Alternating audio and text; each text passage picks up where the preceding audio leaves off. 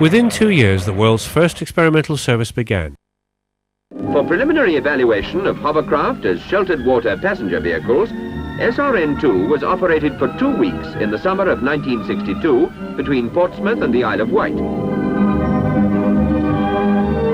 Good afternoon, ladies and gentlemen. You're welcome aboard SR.N2. We're about to leave for Portsmouth. The crossing is 6 miles and the passage will take 8 minutes. Using crowded holiday beaches, SR.N2 operated with the facility and the capacity of a fully laden London bus. This experimental service showed that under these circumstances, and with no surface preparation whatsoever, turnaround could be as low as 3 minutes.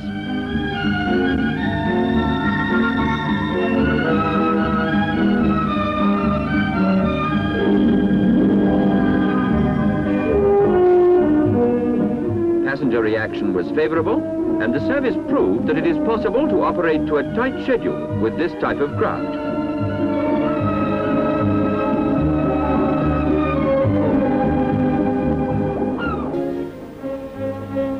In 1964, SR.N2 was put on an extended passenger service of 11 weeks duration between Ryde and Southsea, and this time it was supported at peak periods by SR.N5.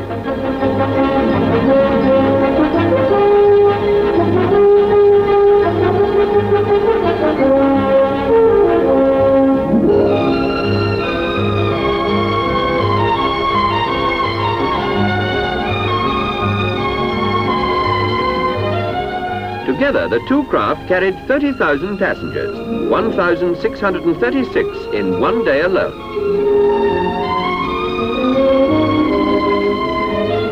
Operating a shuttle service, SR.N5 carried 9,851 passengers in 9 weeks, achieved turnaround times of 1 minute, and frequently operated for 9 hours a day without shutting down its engine.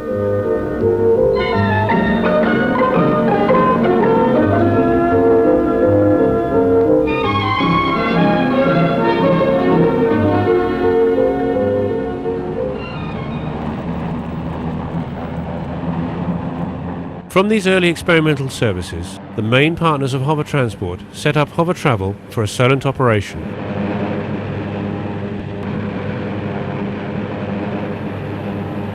The choice of craft was to be the new SR.N6, a 38-seat vessel from Westland.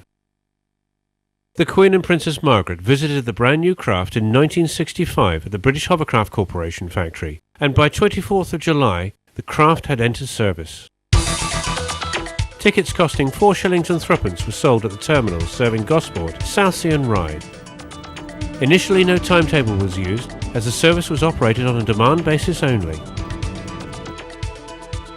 Businessmen, schoolchildren, tourists alike soon set the demand and a structured timetable was to follow. The service was a success from the start.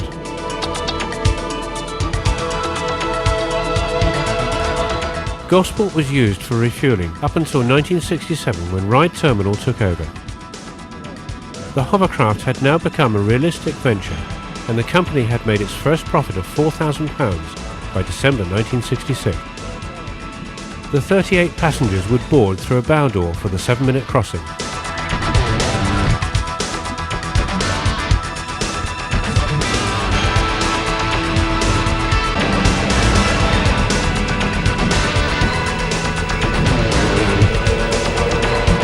The SR.N6 could cruise at 60 miles per hour and cross the Solent in under 7 minutes.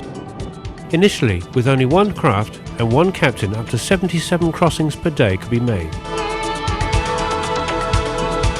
Within 3 years, Hovertravel had carried 1 million passengers.